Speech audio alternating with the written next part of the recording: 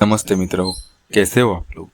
आज की वीडियो में हम आपको कलयुग के ऐसे 4 देवताओं के बारे में बताने वाले हैं जो भक्तों की मनोकामनाएं तुरंत पूरी करते हैं। वर्तमान समय कलयुग का समय चल रहा है। कलयुग से पहले जब कोई व्यक्ति भगवान की पूजा आराधना साधना करता था तो जिस भी भगवान देवता की तपस्या की जाती थी वो साक्षात प्रकट होकर अपने भक्त को दर्शन देकर वरदान दिया करते थे। मगर कलयुग में ऐसा नहीं होता।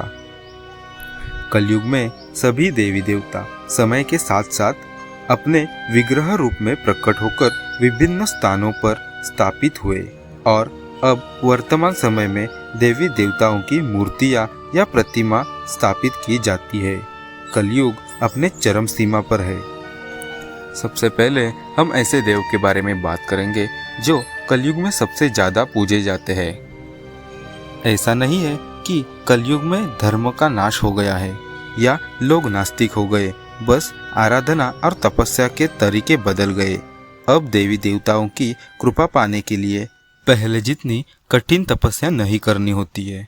कलयुग में कुछ देव ऐसे हैं जो खासकर कलयुग के देवता ही कहलाते हैं और अपने भक्तों के कष्टों को तुरंत दूर करते हैं।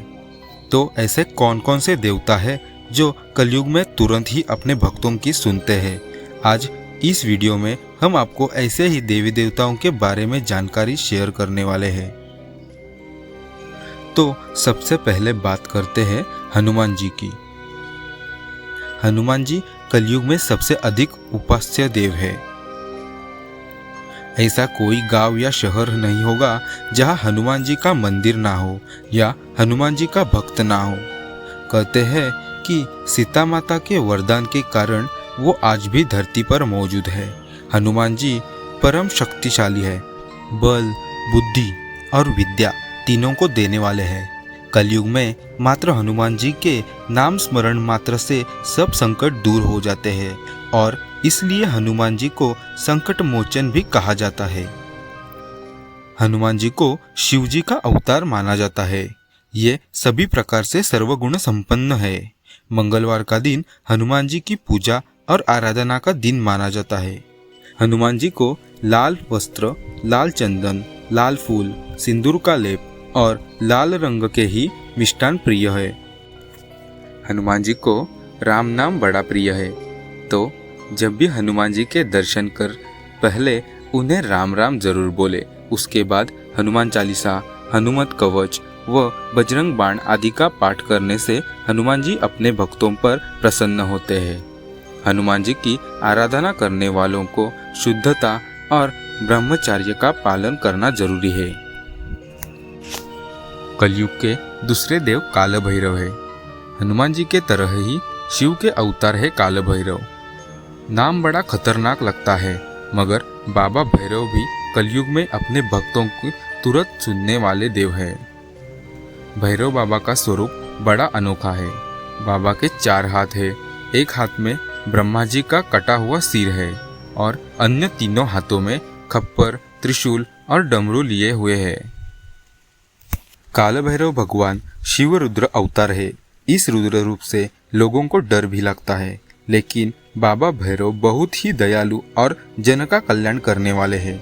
शास्त्रों के अनुसार काल भैरव की उपासना कलयुग में शीघ्र फल देने वाली होती है।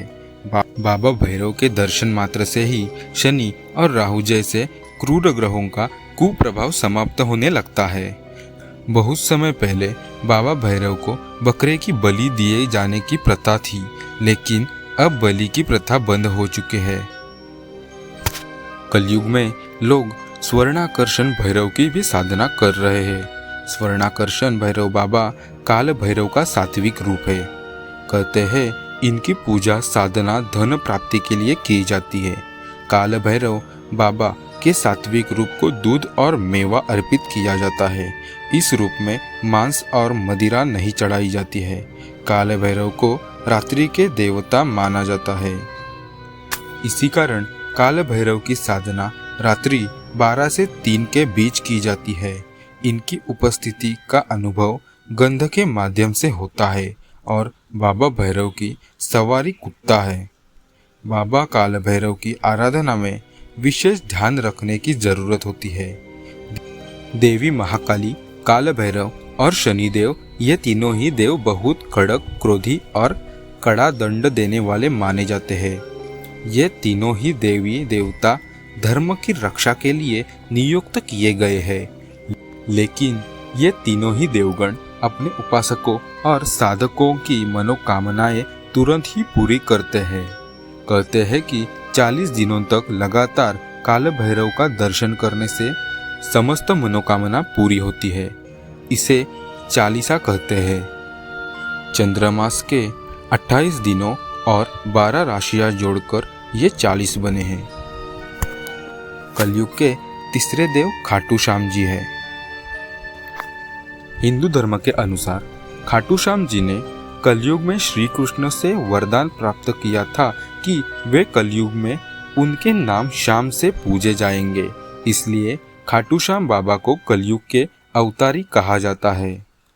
श्री कृष्ण ने बर्बरी के महान बलिदान से काफी प्रसन्न होकर वरदान दिया कि जैसे जैसे कलयुग का अवतरण होगा तुम श्याम के नाम से पूजे जाओगे।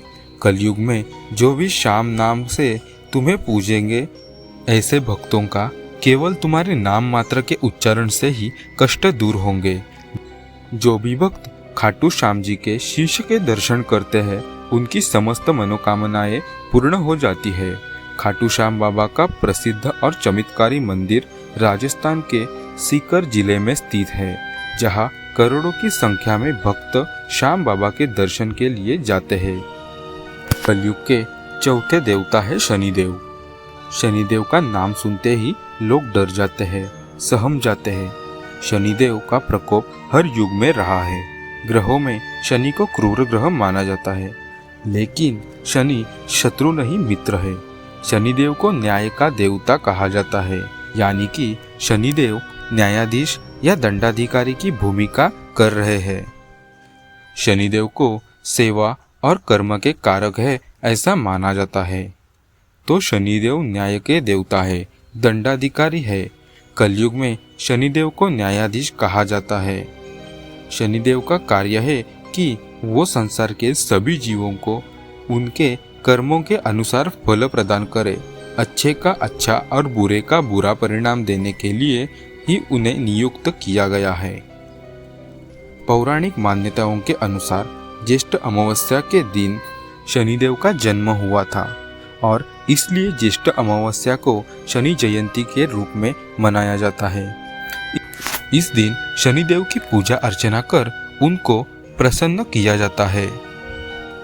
शनिदेव भी अच्छे कर्म करने वाले और सभी का सम्मान और गरीब और जरूरतमंद लोगों की मदद करने वाले लोगों से शीघ्र प्रसन्न होते हैं।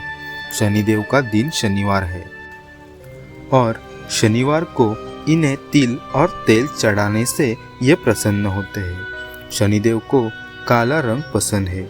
शनिदेव को प्रसन्न करने के लिए काले वस्त्र धारण करने चाहिए। काली चीज़ों का दान करना चाहिए। तो मित्र हो, वीडियो में बताए गए 4 देवताओं में से आपको कौन से देवता प्रिय है ये कमेंट बॉक्स में जरूर लिखकर बताइए। मिलते हैं अगली वीडियो में। वीडियो अच्छी लगी हो तो वीडियो को लाइक कर देना, चैनल को सब्सक्राइब कर देना और वीडियो को अंत तक देखने के लिए बहुत बहुत धन्यवाद।